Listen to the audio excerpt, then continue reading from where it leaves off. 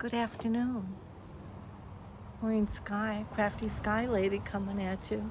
You, my subscriber. Yes, you. That's right, you. And anyone else who wishes to join me. And if you're new here, welcome.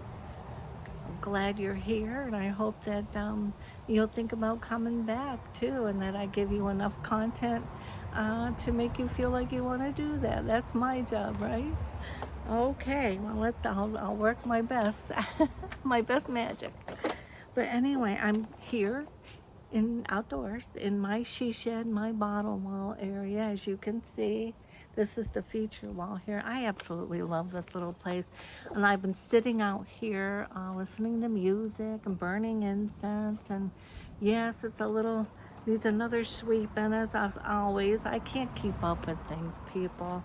And that's actually what I wanted to start, my video on is talking about being 72. I'm 72 now, and I was listening to a very nice man do his video for the first time.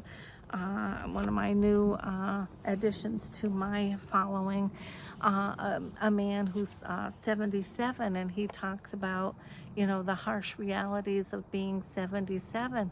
And it got me thinking, okay, well, I'm 72, and yeah, I could really relate to everything he talked about. And so I want to talk about that, more on a woman's perspective. But, my husband's in the house. He's 90. And yes, I married him. He's 18 years older than I am. And it's been a good marriage, and I'm happy. And he's a great man and very giving, very loving, very caring, and just, wants to be there with you and enjoy each day as it unfolds. He's much more of a let's do it together kind of person in a lot of ways versus, my first marriage, the one as a young girl, you don't think of those things when you're choosing a partner, but those things really do matter. Anyway, that's not where I was going to go with the video. But anyway, what I'm going to talk about is, my perspective at 72 and those harsh realities and things to think about. I'm a writer, and I actually wrote a poem about the same feelings about as we get older and the three phases of life. I call it the phases where, the early years, you're, just learning about life and where you want to go and starting to make goals and thoughts and this and that. And then the middle part of our lives, we're chasing that dream and really working hard at attaining those goals and attaining material things and, keeping up with the Joneses and that. And then we spend the third part of our lives actually, none of that really matters in that same, it matters, but not in that same intensity, let's say, as it did when you were younger. And you actually are now at this stage of our lives trying to get rid of stuff, the clutter, all those things that mattered don't matter as much anymore. What matters is love and family and friends and relationships, and it's not material things, right, by any means. So I have some notes here, and I'm just going to talk straight. I'm not scripted, from the heart. And yeah, we'll talk about now um, you realize, I'm happy to be here. I'm very blessed to be here. I know I have a lot of my own personal family members that didn't make it to see 50. My sister, number one, she passed away at 49 of cancer, rare cancer. Anyway, and other family members as well. So I know very well that I'm blessed. So I don't want to come across as complaining. It's just matter of fact, just putting it all into reality. It's reality and perspective in that regard. So yes, time becomes very special to you. Friendships. I have a girlfriend. She's actually also my ex-sister-in-law, because I met my ex-husband through her. Long story, but anyway, so we've just remained friends over the years, because we started out as little friends together. I was 13 when I met her, and I'm 72 now. And she actually came to my home. She had befriended my sister, who was just a year older than me, and that's kind of how we met. Not necessarily she came to the house to be my friend, but we ended up all friends. Anyway, and I cherish that relationship. I really do, and many others too. So yeah, it's friendships become far more special. Loved ones, just every day with them matters so much more. There's a bee here, and boy, that incense burned down really fast. Can't get over it. I just did that, and then it's gone already. Wow, I'm burning incense, and I can't believe how fast that burned. Anyway, yes, your health is everything. And you find yourself talking more about that, and maybe some people don't want to listen to that, but it's more and more your reality. Your health is wealth, like they talk about. Those words are so important. Health is wealth as you get older, and every day that you wake up and the good Lord allows you one more day, you realize. And it was for me, it was this past year, having the knee surgery, the right knee, full knee replacement, was just crazy. And it wasn't in our plans for me to end up in a nursing home, but I did for about, I want to say 10 to 14 days. And my husband's 90. You can imagine I was going crazy, worried about him here at home and everything. Had a lot of help in the family, and they were great, and my kids and everything. So, but yeah, and then from that, over the winter, I got influenza A and got very sick, couldn't breathe, had a lot of nasty stuff in my lungs, and just when you can't breathe and you end up in the hospital, boy, that's frightening. That's frightening. And they did come to my bedside, and they did talk about, healthcare proxies and all those things. And, do you want to be resuscitated? I mean, they're asking you those questions, and you're laying there thinking, oh my God, dear Lord, just get me better and get me home. I don't want to answer these questions right now.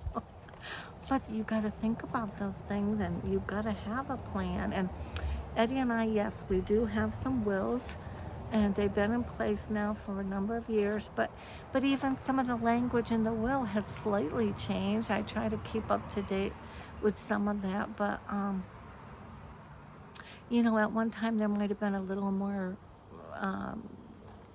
monetary value to the will. There isn't. We don't have much to leave anyone, just stuff, and if anything, we're just trying to get rid of it as much as possible.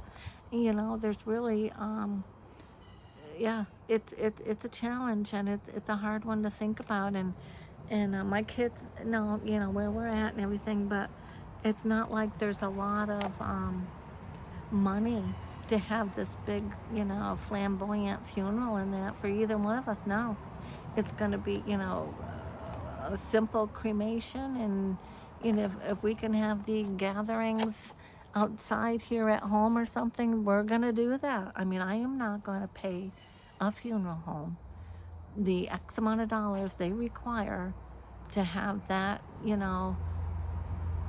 memorial, let's say. I can do it right here. I did it with my parents, and it was lovely and fine, and everybody cooked, and we all got together, and the food was there, and the gathering was there, and it was just the way I wanted it. You don't have to go that route of those expensive funeral homes, people. You don't. Just saying. But anyway, so yeah,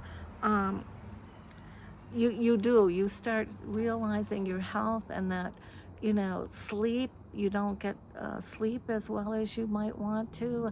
My sleep schedule is so kafooey that I'm embarrassed to even tell anybody my schedule, but I'm one of those stays up really late, and then I sleep really late, and my husband's waiting for me to get up, and it's crazy.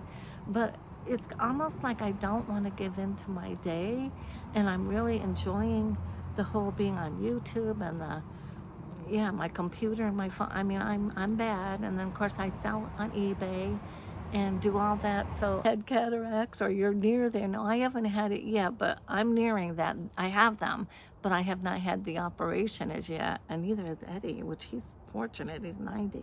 But yeah, we don't drive a car as much in the evenings. I try to avoid that as much as possible. And if I do, I'm not going far. And Eddie doesn't at all. I pulled his license. He doesn't drive because he's too anxious and forgetful, a little forgetful. And that leads us to the next thing, right? Dementia. Worries about dementia. Yes, you do. I mean, I'm one of those too. I'm sure we all do it, where you go in the pantry and then I stand there thinking, well, what did I come in here for? And I know we all do that. And as we age, yeah, you find yourself doing it a little more, but then the worry goes with that. Oh my God, am I on my way to dementia? Is this the start of dementia? It's scary. I do really work hard though. I'm one of those, I keep my mind active. Oh God, this is driving me crazy, folks. Too much information, right? But yeah, we've all had a knee replacement, and I'm there. I've had it, and I know all about that. And your independence does feel more fragile. It truly does. Um, yeah, it's a little sketchier. Uh, and you are more fearful of falling. I walk a little slower, especially in the winter, and this whole walkway right here gets very icy. Matter of fact, I want to make a sign to put out here that says slippery when wet, because it is. And my brother took a good, yeah, I'm turning my page here, notes. Memory loss and worry about it. Like I said, that worry about is this the start of dementia? That word scares me. I've watched what it does to some people. Although I can't say I've had anyone really up close and personal have that, other than my father's wife that we took in. She was in her 80s when we took her in, and she was a little bit of one that wasn't always on the ball with things anyway, so it was really hard to know if it was just her and her little ways or her personality, or if it was dementia. But anyway, that it is, I'm sure, a terrible thing to watch. Yeah. Checklist, yes, I do a checklist a lot more now. And Eddie and I will always, throughout the day, you okay? You okay? You feeling all right? Yeah, you dizzy? You this, you that? We check on each other a lot more. Yeah, you do that. Um, every time you forget something, you worry. You do worry if this is, and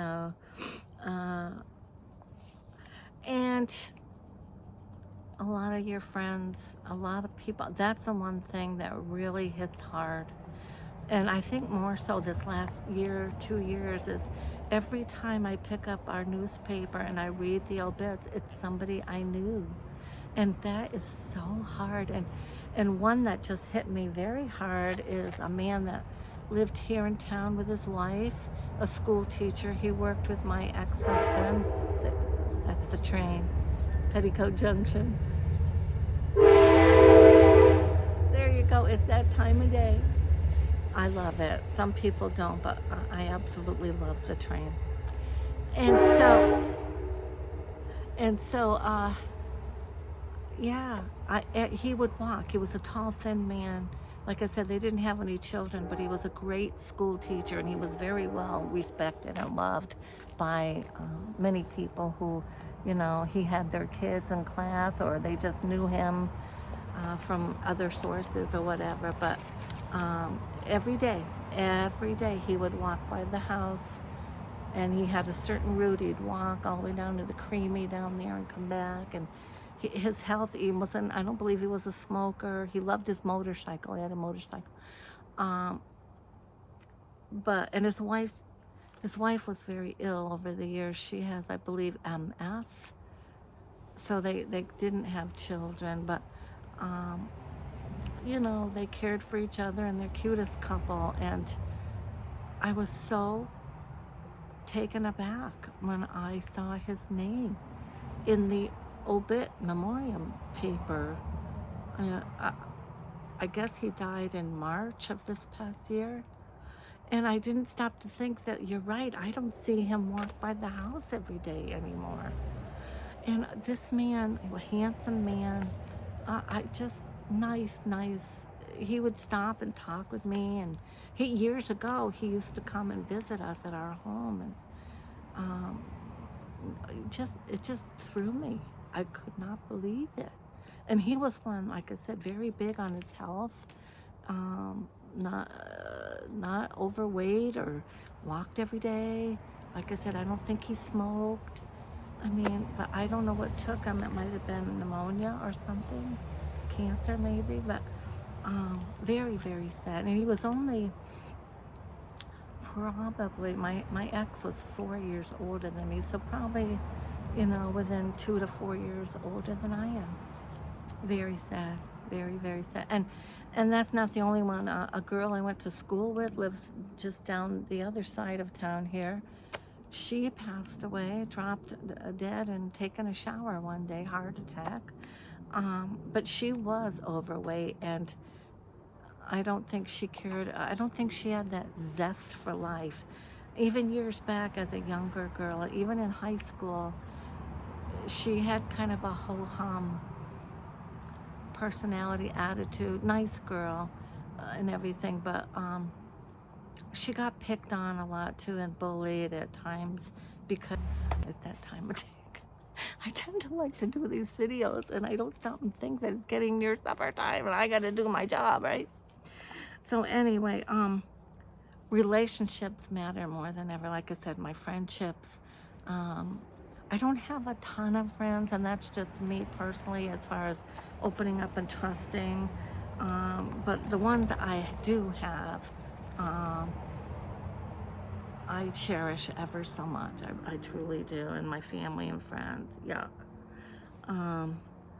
You enjoy more in the now, and that's so true. You really do. And every day is precious. Every breath is precious. Every second is precious. Yeah. And you really want to embrace your family, and you want to tell them as much as you can and spend quality time together. You don't want drama. You don't want to be fighting with people. The whole negative, and you stop wanting more stuff. The whole clutter. No, now you want to declutter, get rid of stuff. And nothing. I'm not attached to much of anything. Nothing really matters. It's just stuff. What matters is our health. What matters is our family and our loved ones and those quality times, a good meal somewhere with a friend and family member, that stuff like that, memories, making memories in that regard. Simplifying, you just want to simplify your life, and it's so true. Yeah. Your finances, especially if you don't have any money, we're there, folks, become more of an issue. It's more in your face. It's more ever present that, and you do want to talk with your family members and that about, your last wishes, and, if something is dear to you and you want to make sure that your loved one gets or then you gotta make note of that and let those people know that, and what's important to have that conversation. It's very true. Do you want to be cremated? Do you want a full burial? Do you want, and then you also start thinking, I don't want to be repeating stories and that, but I know we do. I know Eddie does. My Eddie, oh my God. He repeats. I've heard his stories a bazillion times, and yet I will act with him like I still enjoy them, and I do. Some of them I do because it's important to him. I realize how important it is to him. So, if they're telling or repeating stories, all I can say is kind of let it happen, folks, because it matters to the person, evidently. Yeah, but you want to try to be aware of that so that you're not maybe becoming that where you're repeating stories or becoming so boring to be around, Don't be a baby boomer know-it-all. Oh, that is so true too. We tend to, because we have the wisdom and the knowledge and the years of experience. So we do want to say, oh, I can tell you how to do that, or I know how to do that better than what you're doing. We got to be aware of that. Be a little careful of that, because that could be a turnoff to the younger generation. Let's just say, right? And yeah, be positive. Don't be a grump. That's so important. My husband can be a grump at times, and I have to tell him, you gotta wake up. And I do tell him, you gotta start your day with more oomph about just being alive and put a smile on your face. Be happy. God gave you till 90. You're 90. That's a blessing. Enjoy your day. Don't be so grumpy about it. Change your attitude. Put a smile on your face. You know, um, yeah. Not everything that you're grumpy about or you're worrying about really isn't that big a deal. It can be remedied. We can fix this. We'll get it done. Stop worrying about that. Yeah, and put your energy in a happier place. You know. Yeah. So anyway, that's my take on it. 72. I've really seen a lot this year, and I think, like I said, the one that bothers me the most is seeing um, people pass on. And that's why life is so precious. Every moment is so precious. Enjoy these moments. Enjoy the simple things, and I do, because you don't know what tomorrow brings. I don't know what next hour brings. None of us do. So stay in the moment and stay positive. And yeah, and like I said, bugs flying around. If you're new here, thank you for joining me. I hope I've given you good content. Come back. I always have a story or something to share. I'm going to find that poem and I'm going to read it to you in the next video, perhaps. And I'm going to address some of the pluses of being 72, because they're there.